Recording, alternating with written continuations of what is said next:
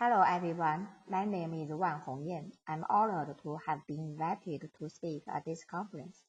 The topic of my presentation is software defect prediction using dictionary learning. The content of this presentation is divided into 4 parts. In section 1, I will make an introduction about this research. In section 2, I will give the main work about the cost-sensitive dictionary learning method we have done.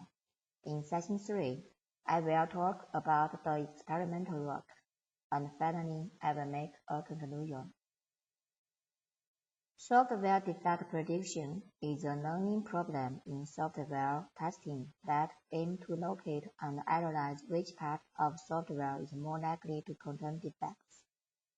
Through in-depth research on the characteristics of defect prediction tasks and defect data, we can find that sparseness is a general nature of defect prediction. At first, in general, defect module is distributed sparsely in the software dataset. That is, the number of defective modules is far less than defective-free modules in the software system, which makes the defect data has the class imbalanced characteristics. Second, the software module to be tested is usually similar to the historical data of the project and belongs to the same, so it can be sparsely represented by a specific similar historical software module. Compared with the traditional classification algorithms, sparse representation-based classification has better discrimination and robustness. It consists of 3 parts. One is over-complete dictionary. The second is a linear representation under specific sparse constraints based on the over-complete dictionary. The third is the classification according to the over-complete dictionary and the sparse coefficient of the input data. During the defect prediction process, the 2 types of misclassification errors are encountered. Type 1 misclassifies a defective-free module as defective 1. Type 2 misclassifies a defective module as defective-free 1. In this work, we take full account of the impact of different misclassification in the process of learning the dictionary. Improve the cost of misclassify a defective module as defective-free 1, so that the resulting dictionary is more inclined to classification defect module. In this paper, we propose a software defect prediction model based on cost-sensitive dictionary learning under the background of nice data, and design a projection first-order stochastic gradient descent algorithm based on sparseness. The main process of CSLD method is shown in Figure 1. First, we use KSVD technology to initialize over-complete dictionary D. In the iterative optimization stage, the sparse coding alpha of training sample X in over-complete dictionary D is solved and used to optimize the parameters of the classifier. At the same time, in order to ensure that the sparse coding is under the premise of the optimal classification performance, we applied algorithm 1, which is proposed in the paper, to update the over-complete dictionary iterative. In the test classification phase, the test sample solves the sparse coding in the optimized dictionary and inputs into the optimization classifier. We use logic loss functions as the objective function of the classifier. In this work, we think we have made following 3 main contributions. First, we propose a cost-sensitive software defect prediction method using dictionary learning. Second, we iteratively optimizes the classifier parameters and the dictionary outcomes to ensure that the extracted features are optimal for the trained classifier. And finally, we take the different misclassification costs into account, increasing the polishment on misclassification defective modules in the procedure of dictionary learning, making classification inclined to classify a module as a defective one. This slide demonstrates the main parts of the cost-sensitive dictionary learning material. The first is feature extraction based on sparse coding. The second is cost-sensitive dictionary learning, and the third is optimization algorithm. Elastic line is used to solve sparse coding coefficients as shown in Formula 1 or 2, while X is the training sample set, D is the learned over complete dictionary, and A is the sparse coding based on D. Number 1 and number 2 are the regularization of the parameters used to balance these three terms. An optimal classification module is obtained according to the input feature for the minimal classification loss, and the cost of different misclassification is considered in the process of dictionary construction. We're using the iterative optimization sparse coding Rfi to train the classifier parameter W and using logistic loss as a classifier objective function. The loss function can be defined as shown in Formula 3, where L is the weighting logic loss function, Rfi is the sparse coding of sample xi in dictionary D, and cost yi is the cost of misclassification.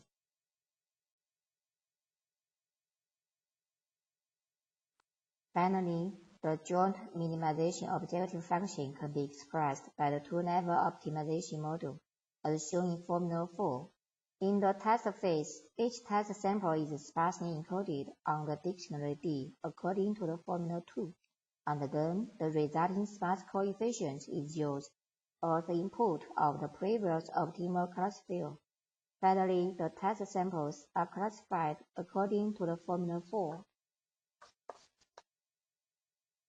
This slide shows the optimization algorithm. We're constructing the projection first-order stochastic gradient descent algorithm to solve the Formula 4, using KSVD technology to initialize sub-dictionary for each class. As shown in algorithm 1, it consists of an outer SGD loop that increments the sample training data. Each time, the gradient of the classifier parameters W and the dictionary D for sample is solved, and update W and D. In practice, the distribution of data is usually unknown, with sample in a random sorted training set. In addition, in order to allow each iteration to sample more samples rather than sampling only a single sample, this paper adopts the mini-batch strategy. In order to get stable results in the experiment, 200 samples were sampled at each time. Next, I will introduce the experimental setup in detail, including experimental subject, performance evaluation, parameter settings, experimental design, and experimental results. The experimental data for this paper are based on 10 class unbalanced data sets provided by NASA, as shown in slide. The NASA project is a software system or subsystem of NASA, which contains static code metrics for software modules and the corresponding defect labels. The ratio of the class imbalance, that is, the percentage of the number of minority classes and the number of majority classes ranges from 2.96% to 34.65%. The size of the data set, namely the number of software modules, is between 127 to 70,001. Generally, the performance of the prediction model is evaluated synthetically by using recall, precision, type 1 error rate, type 2 error rate, and F1 value. The formulas of them are shown from Formula 5 to Formula 9, respectively. From the Formula 8 and Formula 9 can be seen, error 1 is relative to the real defective-free module predict for the defective module, and error 2 is relative to the real defective module predict as defective-free module. Both of them should be used simultaneously. Due to the different costs of detection and maintenance of Area 1 and Area 2, the influence of the cost of misclassification on the module is defined by the expected cost of misclassification, as shown in formula term, while C1 and C2 are the cost of Area 1 and Area 2 respectively, corresponds to cost -1 and cost +1 in the cost matrix. PNDF and PDF represent the prior probabilities of the defective-free modules and the defective modules, respectively. In many cases, as the misclassification cost of a single class is difficult to obtain, the influence of different misclassification costs on prediction module is often analyzed by using the misclassification cost ratio instead of a single misclassification cost, as shown in Formula 11. This slide shows the parameter setting our experimental work. The parameters number 1 and number 2 regular racing parameter V and the learning rate rho of inactiveness are determined by cross-validation. We use heuristics to reduce the search space of these parameters. The experimental results show that the better sparse representation could be obtained when setting number 2 equals to 0. Achieve better reconstruction results when the parameter number 1 is near 0.025. Therefore, we test in the given range number 1 equals to 0.025 plus 0.0125k to achieve the parameter number 1. The maximum number of iterations is set to 500. In order to emphasize the influence of risk costs on the prediction model, according to the actual situation of the project, we set different C2 divided by C1 values of misclassification costs. In all experiments, if not specified, CSDL parameter settings are obtained through tenfold cross-validation so as to avoid overlearning. We designed different experiments to evaluate the proposed CSDL algorithm and compared it with the defect prediction algorithms which are proposed in recent years, including cost-sensitive discriminative dictionary learning (CDDL), SVM, which means support vector machine, and NB nav bias, coding-based ensemble learning (CEL), and cost-sensitive Bayesian neural network (CSBNN). In detail, we designed two experiments. The first is the comparison of experimental results. The experiment was used to explore the effectiveness of the proposed method and verify the performance of the CSDL algorithm. It was running on the 10 NASA datasets and compared with 5 defect predictive algorithms which were proposed in recent years. We tried to follow the parameters of the algorithm in the original document. The second is the impact analysis of different misclassification cost rates, which explore the effect of predicted module performance under the different rate of its classification costs. We set the misclassification cost rate of C2 divided by C1 range from 1 to 10. Next, I will introduce our experimental results. This slide shows the comparison of experimental results. We compared the CSDL with SVM, NB, CEL, CSBNN, and CDDL using tenfold cross-validation on the 10 non-ASA datasets and calculated 10 sets of evaluation indicators, respectively.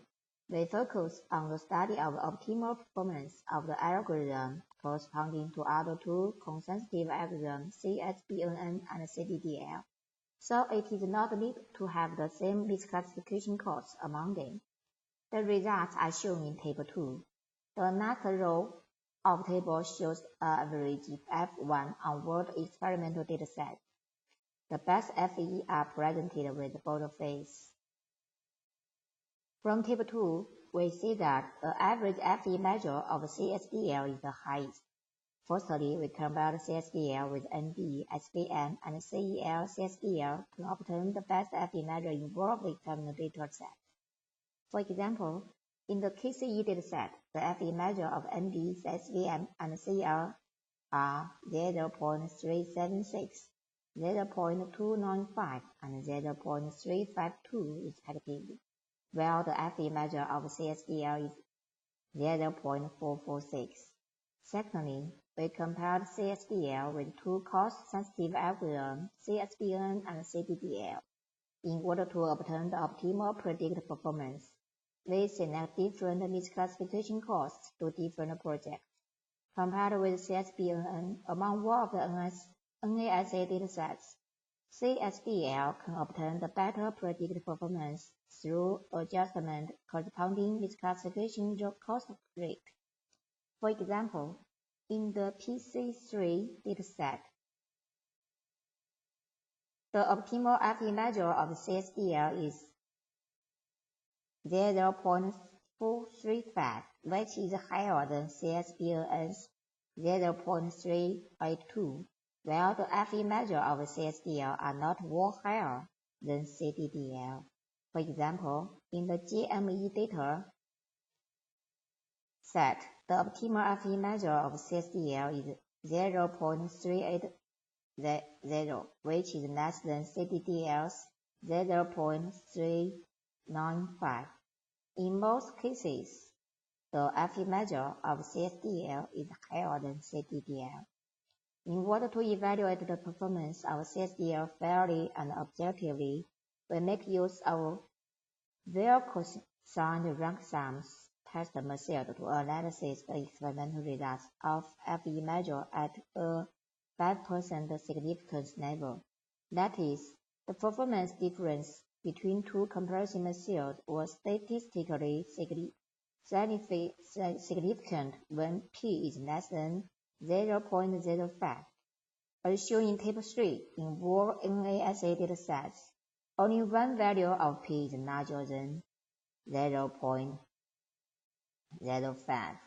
Thus, the performance difference between CSDL and other 5 methods was statistically significant.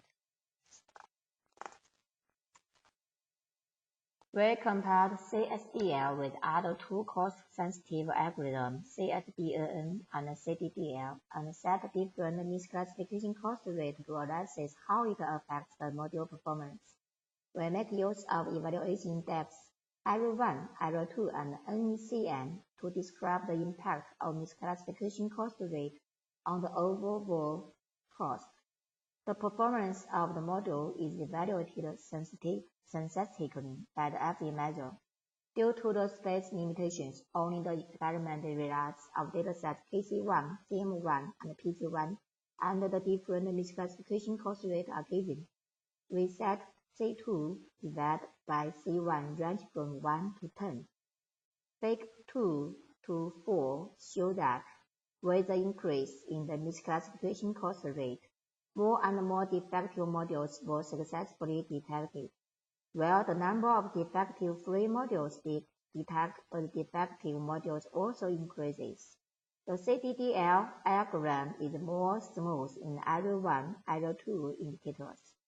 CSDL and CDDL in the performance of NECM is always better than CSBN algorithm.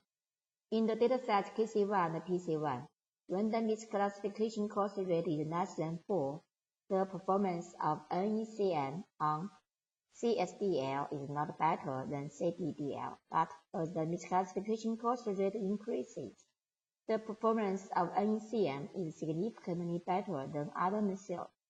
In the dataset CM1, CSDL can get the best NECM performance when the misclassification cost rate is lower than 6, but the NECM performance of the CSDL algorithm decreases with the increase of the misclassification cost rate.